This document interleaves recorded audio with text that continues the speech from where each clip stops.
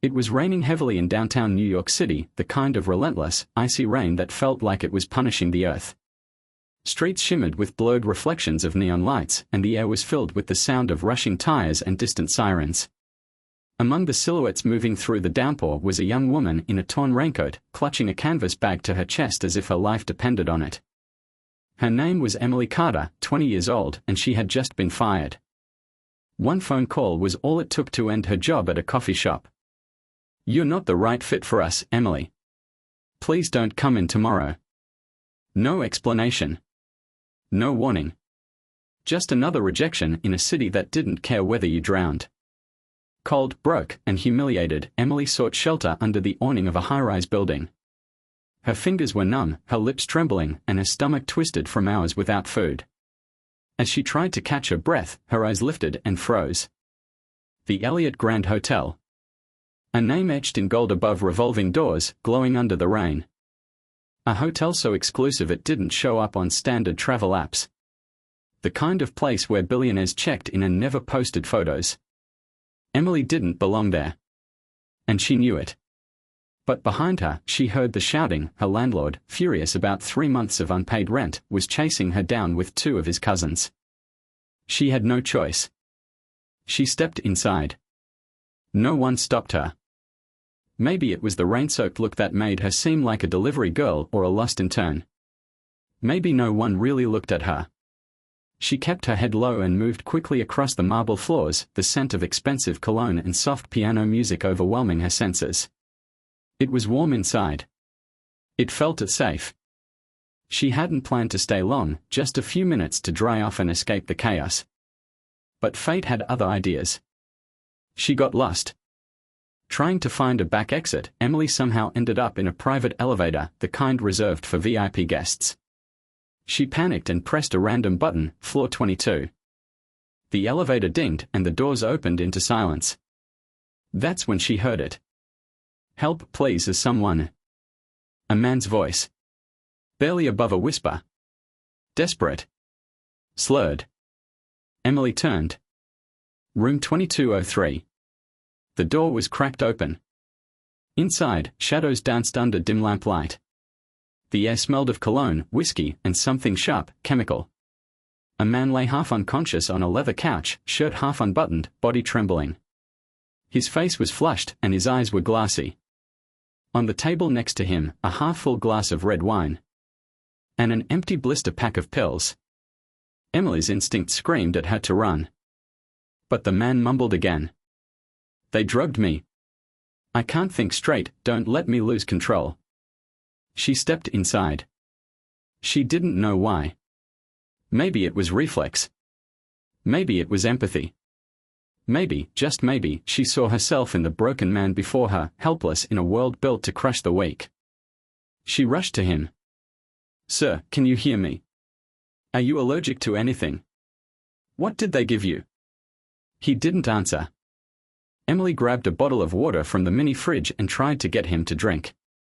He shivered violently. Sweat poured from his skin. And then, in a barely audible whisper, he spoke. "My name is Nicholas Blackwood. I'm the CEO of Blackwood Industries. If I die here, they win." Emily acted fast. She threw open the curtains for air. Wet a towel to cool him down. Sat beside him, steadying his arms as he thrashed.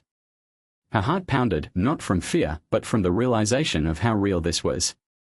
Somebody had tried to seduce or destroy one of the most powerful men in America. And she was the only one who had found him first.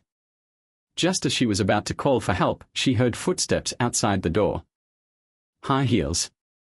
Laughter. Whoever had drugged him was coming back. Without thinking, Emily pulled Nicholas up and threw his arm over her shoulders. He was heavy. Every muscle in her screamed. But she got him into the hallway, down the stairs, and into the alley before anyone saw.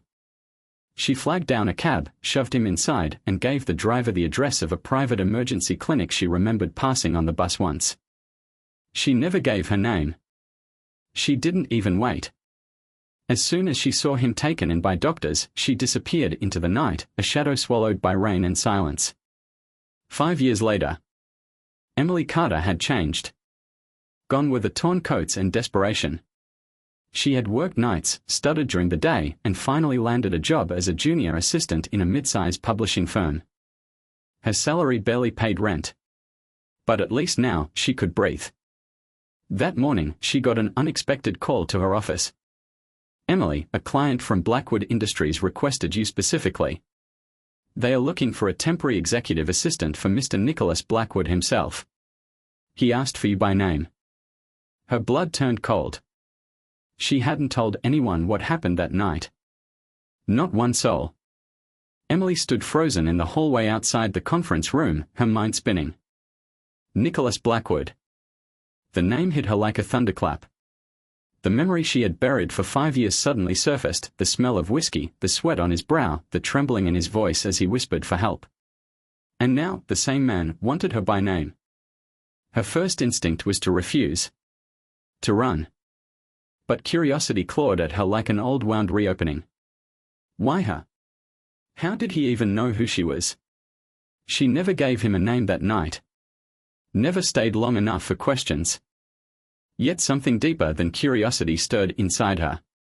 Something colder, sharper, a need to know if he remembered and why. 2 days later, she walked into the marble lobby of Blackwood Tower. The receptionist looked up with a neutral smile and handed her a guest pass. "Mr. Blackwood is expecting you on the 49th floor." Her stomach clenched. She had imagined this moment 1,000 times. But now that she was here, breathing the sterile, mint-scented air of wealth and control, it all felt wrong. When the elevator doors opened, she stepped into silence. And there he was. Nicholas Blackwood. Alive. Healthy. Impossible. He stood by the window, tall and sharp in a dark navy suit, his back to her. The city skyline stretched behind him like a painting. For a moment, he didn't move. Then, as if sensing her presence, he turned slowly. Their eyes met. The room disappeared. He looked at her like he'd known her all his life. Like she was a riddle he'd never solved. His expression didn't change, calm, unreadable, but his eyes, they burned with something fierce. "Emily Carter," he said softly. "We finally meet." "I'm not sure what I'm doing here," she replied, trying to hold her ground. "But I am," he said. "You saved my life." The words were like a slap. "I didn't think you'd remember." Nicholas stepped closer. "I remember everything." There was a pause, thick, electric. "I looked for you," he added. "Hospitals, security footage, private investigators. 4 years. Nothing." Emily blinked. "I didn't want to be found." "Why?" "Because that night was never meant to happen. I walked into the wrong hotel." His smile was faint. Almost bitter. "And I almost died in the right room." Another silence. Then Nicholas said, "I want to offer you a position, executive assistant to the CEO. Temporary, for now. High salary. Minimal tasks. Mostly. I want you close." Emily's heart thudded. This sounds like a favor. It's not. It's gratitude. His voice dropped. And curiosity. Emily hesitated. "And if I say no?" "I won't stop you." She looked at him, older, colder, untouchable. But something inside her whispered, he was still the man from that night. Lost. Drugged. Helpless. And behind all the suits and security and power, maybe he still was. "I'll think about it," she said. Nicholas nodded. "I hope you say yes." As she left, he added one more thing, a whisper, almost too soft to catch. "You're not who you were 5 years ago. But neither am I." Emily started the job a week later. The office was sleek and silent, glass walls, minimalist decor, and a view that made you feel like the world bowed at your feet. But being close to Nicholas was nothing like she expected. He wasn't flirtatious. Or kind. Or even warm. He was a meticulous. Distant. Distrustful. And yet, always watching her with those eyes that missed nothing. Some days he ignored her entirely. Others, he called her into his office just to sit in silence while he reviewed documents. It wasn't normal. It wasn't professional. It was psychological warfare, and she didn't know the rules. But Emily had changed too. She didn't flinch under pressure anymore. She worked with precision, answered curtly, and matched his coldness with her own quiet strength. She didn't belong here, but she refused to be swallowed whole. One evening, after everyone else had gone, Nicholas called her in. He was standing by the window again, a glass of whiskey in hand. "You don't ask me any questions," he said. "I don't need to." He stuttered her. "Most people would be curious. Most people weren't in that room with you." Nicholas stepped closer. "You saw me at my weakest," he said. "And you didn't take advantage. You didn't even stay for a thank you." "I didn't want anything from you," Emily whispered. "I know," he said. There was a strange kind of intimacy in his voice. Not romantic. Not even friendly. But something raw, a recognition of darkness. And then, out of nowhere, he asked, "Do you believe in fate?" She didn't answer. But the look in his eyes told her he did. The next day, things changed. Nicholas began testing her. He sent her to high-stakes meetings in his place, with no prep. He had her review confidential contracts and flagged her when she missed a single detail. Once, he purposely gave her the wrong itinerary to see if she'd catch it. And she did. Every time. "You're impressive," he finally admitted. "Not just lucky." "I had to be," she said. "When no one's coming to save you, you learn to save yourself." He stared at her for a long time. That night, he offered her a permanent contract. With benefits. Bonuses. Power. She refused. "Why?" he asked. "Because I don't want to owe you anything." His jaw tightened. "You think I'm manipulating you? Aren't you?" He didn't answer. But the next morning, a single rose was left on her desk. No note. Just the flower. And beside it, a black box. Inside was a hotel keycard. Room 2203. Elliot Grant. Her hands trembled. It wasn't a gesture of seduction. It was a message. He remembered everything. Even the exact room. She didn't go. Not that day. But later that week, she found herself standing outside the hotel in the rain. The same rain. The same lobby. The same weight in her chest. She took the elevator. Opened the door. And there, in the same room where everything changed, Nicholas stood waiting. He didn't speak. He just watched her enter. And in that silence, everything shifted. He wasn't the billionaire anymore. And she wasn't the girl who had stumbled in by mistake. They were something else. Something unfinished. Something dangerous. Room 2203 was exactly as she remembered it. Same scent of aged whiskey in the air. Same cold marble floors, same muted lights, same view overlooking the city that had never once looked back at her. But now Nicholas was standing in the middle of it. No longer weak. No longer gasping for help. He looked as sharp and composed as ever, but his eyes betrayed him. They didn't shine with confidence. They burned with a question he hadn't yet dared to ask. Emily stepped inside. No words. Not yet. He motioned for her to sit. She didn't. He poured 2 glasses of wine, handed her one. She didn't drink it. Finally, Nicholas broke the silence. "I've spent 5 years building walls to keep people out. And yet you." He paused, his voice suddenly quieter. "You walked through them without even trying." Emily crossed her arms. "Why am I here, Nicholas?" He took a breath. "Because I owe you an explanation. And maybe something else." She didn't respond. "I wasn't just drugged that night," he continued. "It was a setup. A hostile takeover plan. I was supposed to be filmed, compromised, blackmailed. If you hadn't found me first." His voice trailed off. Emily felt a chill creep into her bones.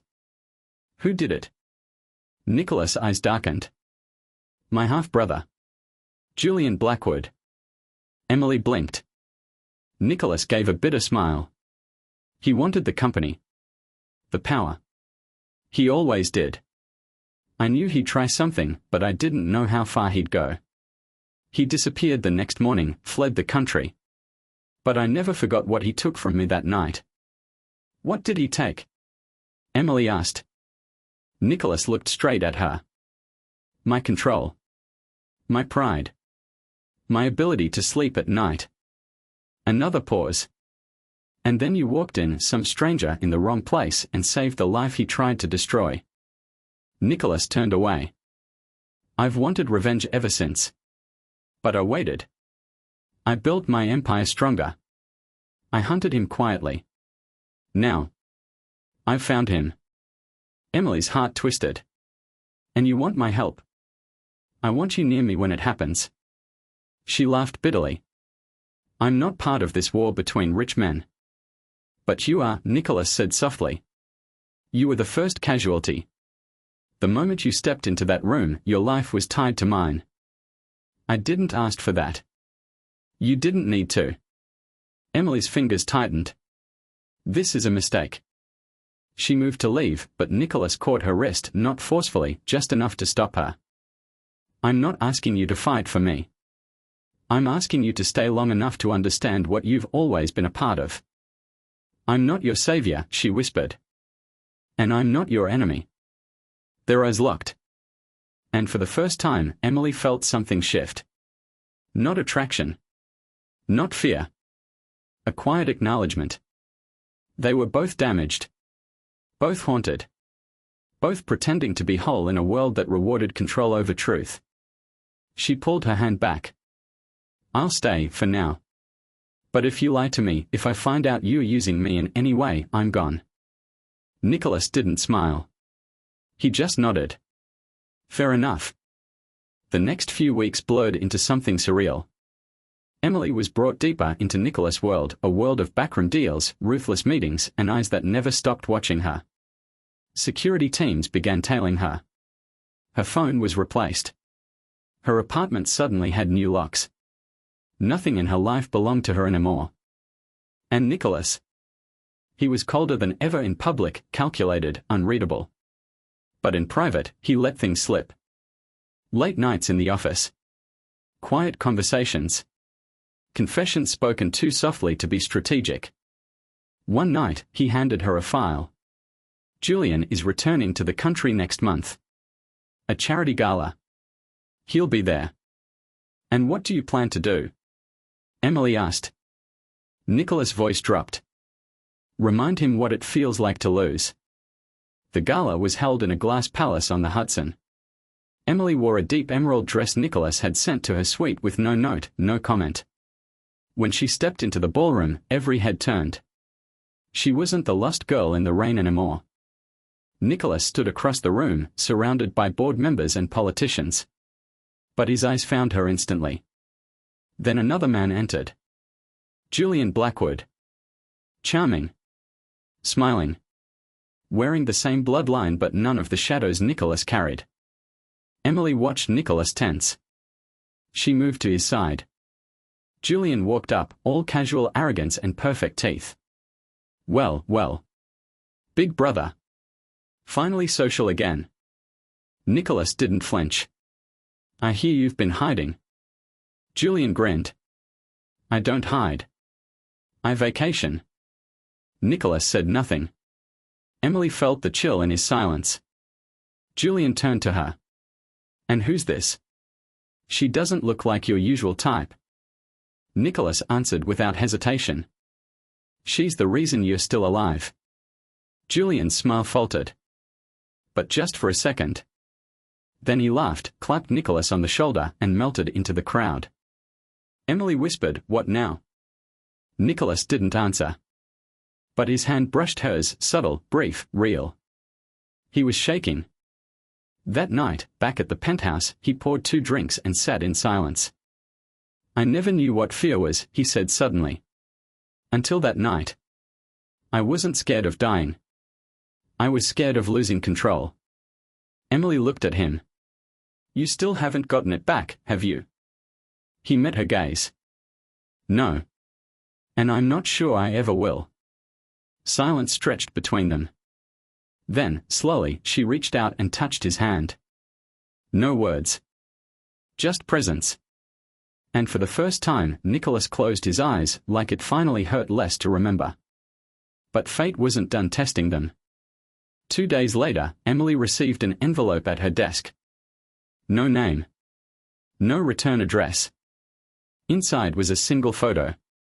Nicholas. Tied to a bed. Eyes wild. Shirt ripped. From 5 years ago. The night she saved him. And written in red marker across the photo.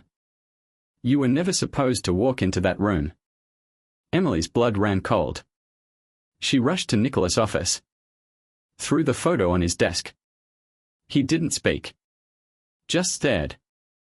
Then, very softly, he said, "He's going to try again." Nicholas stared at the photo in silence, his face unreadable. His jaw was locked, lips tight, but Emily could see the fury in the veins near his temples, coiled and cold like a storm waiting to be unleashed. She felt sick. The photo was proof. Not just of what Julian had done, but that someone else had been there. Watching. Waiting. Documenting. Someone who wanted her to know that they had seen her. That her interference hadn't been forgotten. He never worked alone, Nicholas said finally. Julian wasn't smart enough to pull this off by himself. Emily stepped back. So who did? Nicholas looked up at her, eyes burning. That's what I intend to find out. But Emily, if they know who you are now, you're not safe anymore. I haven't been safe since the night I opened that hotel door. Nicholas stood and crossed the room. Then let me protect you. Emily hesitated. For years, she had saved herself. Learned not to trust, not to lean on anyone, not to believe that anyone, especially a man like Nicholas Blackwood, could mean what he said. But now? She was tired of surviving alone. She nodded.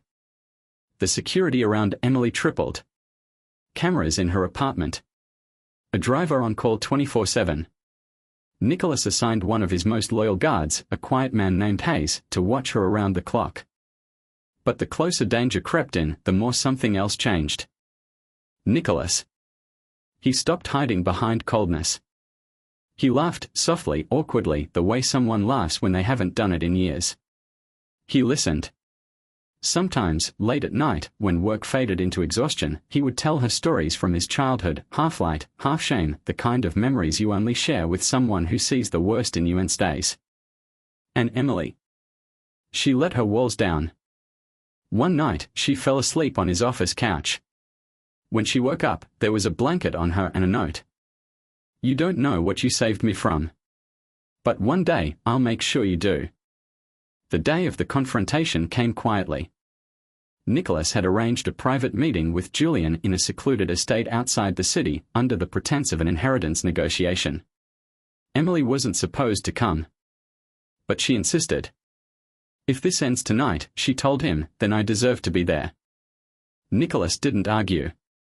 The mansion was silent when they arrived. Too silent. Hayes gave the all-clear, but Nicholas didn't trust it. Neither did Emily. They stepped into the study, a cold, echoing room with high ceilings and a fireplace that hadn't been lit in years. Julian was already there. Leaning casually against the bookshelf, wine in hand. Well, he said. It's been a long time, hasn't it? Nicholas didn't respond. Julian smiled wider. You've brought her. The girl from the storm. How poetic. Emily stood her ground. You drugged your own brother. Set him up to be destroyed. Why? Julian shrugged. Because he was always better than me. Because no matter how hard I tried, I was never the heir.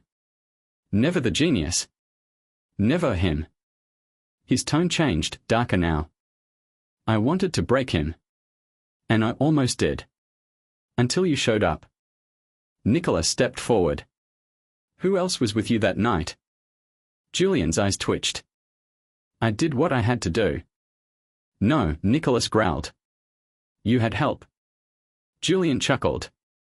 You're not ready to hear the answer. Emily's voice was calm but sharp. Try us. Julian turned to her. And for the first time, he didn't smile. It was your father. The room went still. Emily blinked. What? Julian looked at her with something like pity. Did you really think it was coincidence? That you, a broke waitress, just happened to stumble into the most secure suite in the Elliott Grand? Her breath caught. Nicholas stared at her, confusion blooming into horror. Julian continued, slowly. Your father was my mentor. My ally. He worked for Blackwood Industries long before I was old enough to shave. When he realized I wanted the company, he offered a plan. We would compromise Nicholas, then remove him. Nicholas stepped back as if struck. She didn't know, he said quickly. She couldn't have. Julian's grin was venomous. No. She didn't. That's what made it perfect. Emily couldn't breathe. I haven't seen my father in years. He left when I was 15. Because he was setting this up, Julian finished. And when you saved Nicholas, he vanished. Burned the plan and disappeared. But he left traces. And I found them. Emily's hands trembled. No. No. That's not. But then it clicked. The envelope. The photo. The threat. You were never supposed to walk into that room. It hadn't been a warning. It had been regret. Her father had tried to shield her not from Nicholas, but from the fallout of a plan she had unknowingly destroyed. Nicholas stepped forward and pointed a gun at Julian. But Emily placed a hand on his wrist. Don't, she whispered. This man tried to destroy everything I built. And if you pull that trigger, she said, eyes wet, you become him. Nicholas' hand shook. And then slowly, painfully, he lowered the weapon. You'll never get near us again, he said through gritted teeth. Julian shrugged. You've already lost. I planted the seed of doubt. Let's see how long she stays after this. He walked out of the room. And the silence left behind felt heavier than any gunshot. That night, Nicholas and Emily sat in the penthouse in silence. He looked at her. She looked away. He said, you didn't know. She shook her head. But I was still part of it. My father. Your father made his choices. You made yours. You saved me. Emily turned toward him. Do you still want me here? She asked. Nicholas stepped closer. And for the first time, he didn't speak like a CEO, or a man at war, or someone haunted by betrayal. He spoke like a man who had found something worth losing again. I don't want you here because I owe you. I want you here because I need you. The real you. The you who stepped into a stranger's nightmare and gave him a reason to wake up. Her eyes filled with tears. And this time, she didn't stop them. Weeks passed. Julian disappeared again, this time for good. Blackwood Industries went stronger than ever. And Emily. She stayed. Not because Nicholas gave her a title or security. But because somehow, in the ruins of that night 5 years ago, they had built something real. One evening, as the sun dipped behind the city skyline, Nicholas stood on the balcony with a glass in hand. Emily walked up beside him. Do you still think about that night? She asked. He looked at her. And then smiled, not bitter, not broken. Just grateful. I think about how I almost died. And how it gave me a reason to live.